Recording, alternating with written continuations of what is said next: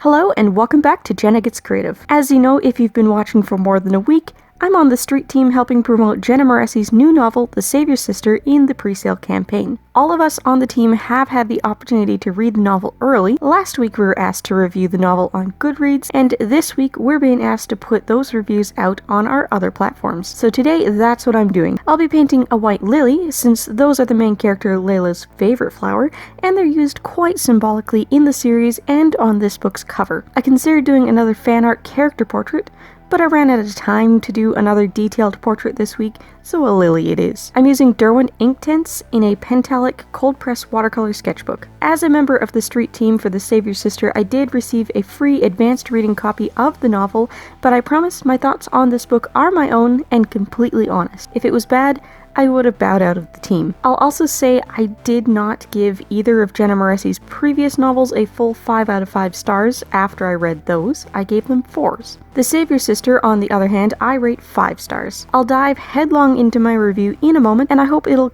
be clear why I gave this book 5 stars, but first, let's get a little housekeeping out of the way. Author Jenna Moresi is holding a pre-sale giveaway on her own website and YouTube channel, so do go check that out. I've got all appropriate links in the description. And as I've mentioned before, everyone's a winner even if you don't get any of her extra prizes, because everyone who enters the pre-sale giveaway receives a PDF copy of the first 5 chapters. That's a big chunk, and way more than you can read for free on her website. All print and ebook formats for The Savior's Sister are now available for pre-order too. The paperback and hardback listings are live on Amazon, and will be going live on other sites like Barnes & Noble and Chapters Indigo if they aren't already, and the ebook is available on every ebook seller it's meant to be on. So if you've been waiting for a physical copy listing to enter the pre-sale giveaway, you can do that now. I would also like to remind you that if you enjoy writing or bookish topics, I did launch my second channel for the AuthorTube and BookTube community, the Westvale Archive, almost a month ago now. I upload there every Saturday and some Mondays,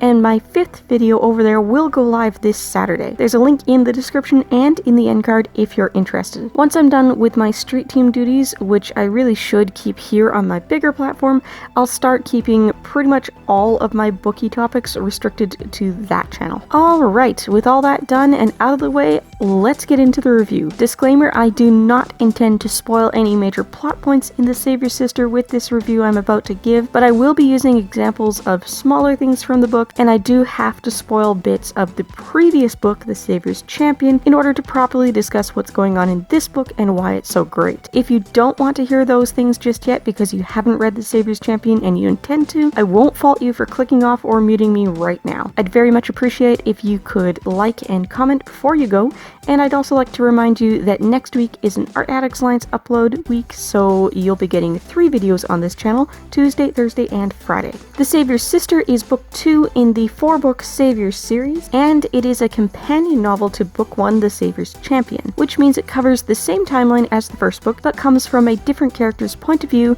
and handles different plots and events than what the first point of view character was aware of. The setting is the kingdom of Thesson, a hot land which would be a barren desert were it not for the constant healing blessing of the Savior. The Savior is Thesson's magical queen, a gift from the gods whose radiant light is so powerful her pale skin quite literally glows in the sunlight. Every Savior takes a husband, titled the Sovereign, the king of the land. Every Savior eventually becomes a mother, giving birth to just one child, always a daughter, and she is always born with the same magical light. When the young Savior comes of age, the Sovereign's Tournament is held, a month-long spectacle of trials and treachery that leaves one man standing from a pool of 30. This champion of the tournament wins the young Savior's hand in marriage and becomes the next sovereign.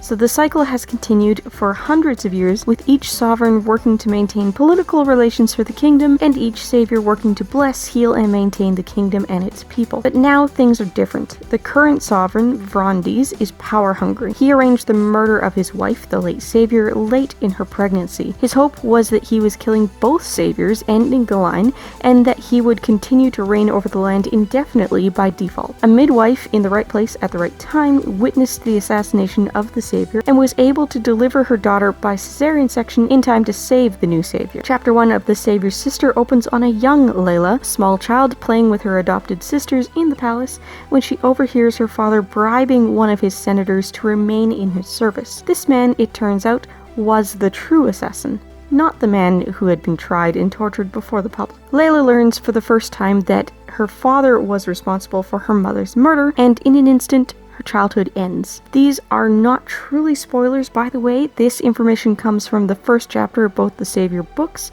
which are freely available on Jenna Moressi's website. So the Savior's Champion is written from Tobias's point of view. Tobias is one of the 30 contestants in the Savior's tournament. His Laurel is the artist, and he is not favored to win. That book followed him from the day before the pool to nominate oneself for consideration for the tournament, through selection, and through the 30 days of the tournament. It follows the blossoming romance between Tobias and Layla, who has been visiting the competitors under the guise of palace healer, while her fair-skinned sister Cosima plays the role of the savior, but Tobias doesn't know that. It shows us this unlikely victor win and lose various challenges as the tournament goes on, and has us, the readers, rooting for him to win the tournament overall. We get hints here and there that all is not well, nor anything close to what it seems to be behind closed doors in the palace. We understand through Tobias's interactions with Layla that Vrondies has earned her fear and hatred, and that her life is in danger. We know that Layla has killed.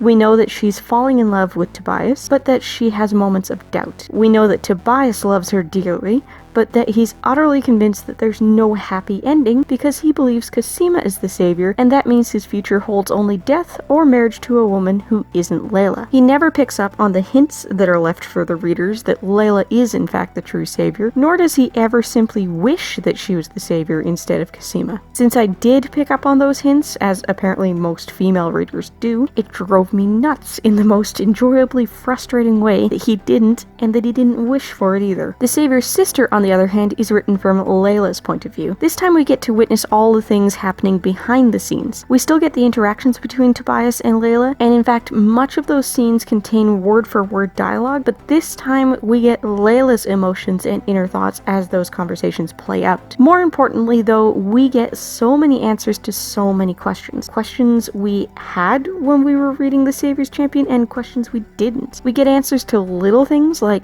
how the heck did Raphael get that deck of cards into the sanctuary? And why did one of the challenges turn out to be a giant version of exactly the game that deck was designed for? It wasn't coincidence. We find out that Layla's claim that the savior can share her power is actually true, even though that's not why Layla is able to do what she does, and Cosima is the one with the borrowed tricks. It wasn't just a clever lie to misdirect suspicions. We get to find out why Enzo and Raphael were chosen for release from the tournament. Hint, the reason for Enzo's release is not what Tobias's point of view would have you guess. We get to know more about all of Layla's sisters, including how Delphi and Pippa become her sisters in the first place, though we didn't get Cosima's origin story. We find out that Vrondies' Senate is a new installment in the palace, something that didn't exist in previous generations, and that Layla has little to no real political power thanks to the quote-unquote democratic process that takes place at every Senate meeting. The senators, of course, are all loyal to Vrondies. Each makes himself a target in turn as information is revealed about what he knows and what his role is in Vrondies' grand scheme. Vrondies wasn't able to kill Layla before she was born, and he hasn't been able to kill her since, as it would look too suspicious. He wants to retain the people's favor while he continues to rule, after all. That's why he hired 3 assassins and inserted them into the tournament as competitors. He's confident that one of them will win, marry Layla, and plans to have Layla's groom murder her on their wedding night. Vrondies' hands appear to stay clean. Despite the fact that the Savior's Champion is literally all about the tournament, a violent month-long battle to the death, the Savior's sister has a lot more action. We witness many of the challenges again from Layla's perspective, but we also witness her assassinating those who would work towards her own assassination. This book isn't all blood and gore though. We also get a lot more warm moments between sisters, particularly Layla and Delphi.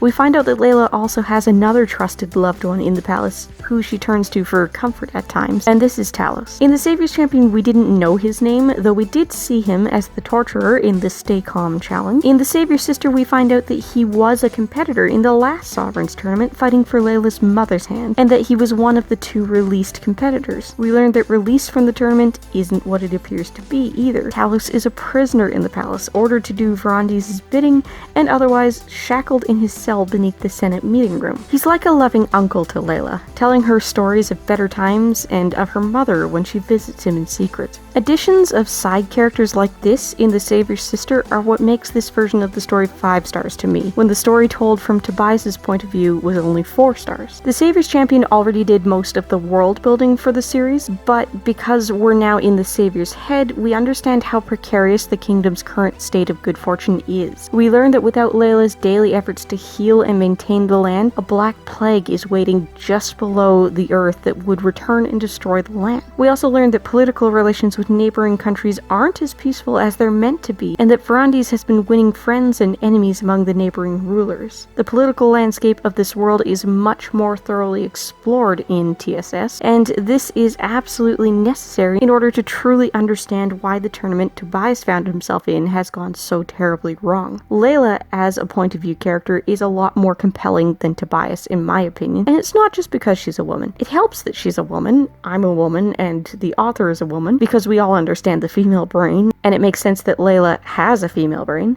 By that, I mean it makes sense that Layla is always thinking about many things at once, always overthinking things, and sometimes making poor decisions that she knows are poor decisions because her compassion tells her that they're the right ones rather than her logic. In The Savior's Champion, I think what went wrong for me with the narrative is the fact that I'm a woman reading what another woman attempted to filter through a more typically male brain. Some of it just didn't end up ringing true to me, either because Tobias was doing or saying or thinking something too stereotypically masculine, or because he wasn't at all. It's certainly true that it's infinitely easier to write what you know, and where I was constantly frustrated with Tobias for not picking up on things, even though I enjoyed that frustration to an extent, at some point it became tiresome. When Layla starts being equally obtuse or naive or willfully blind, it rang true to me. I felt it in my heart and soul and understood why she thought and acted the way she did. Some of it's because we're both women, but some of it's because Layla has lived such a traumatic life, and Jenna Moreci has done such a good job of conveying that trauma brain reality that I think people who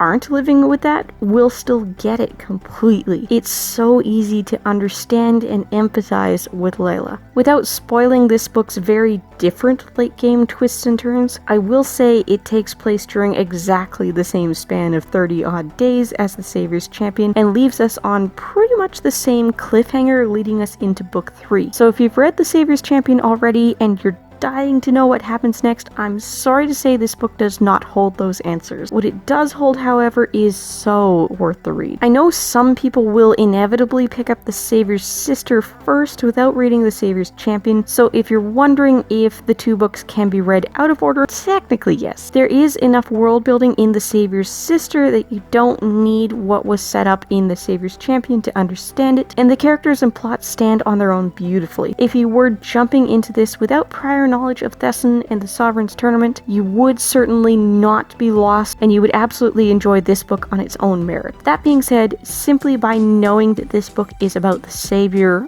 Layla, is in and of itself a spoiler for The Savior's Champion if you weren't going to pick up on Layla's true identity. And there are twists and turns in The Savior's Champion besides that reveal that probably wouldn't feel that compelling if you already know what happened from this point of view. The Savior's Sister was written for an audience who've already read all of the challenges, so those don't get the same treatment here, but the results of each challenge are known. The suspense of how each challenge will turn out is what drives The Savior's Champion forward, so a lot of the magic would be lost from that first reading if you already knew the summary from The Savior's Sister. I do strongly encourage you to read these books in the order the author intended. If you read The Savior's Sister first, then read The Savior's Champion, the suspense will be lost. Very few of the reveals, big and small, will be new information to you, and even a lot of the interaction between competitors will read differently than the author intended, because you'll know more about their secrets and motivations than Tobias does, due to Layla's perspective interacting with them in The Savior's Sister. Even though this is a companion novel, treat it like a sequel. If you're looking for more to watch, I've got some suggestions up on the left side of the screen now, and if you're interested in checking out my bookie channel, that's over there on the right. I upload art content on this channel twice a week at minimum, every Tuesday and Thursday, and if you like living life creatively, whatever that means to you, I'd love to have you along for the ride. Bye guys!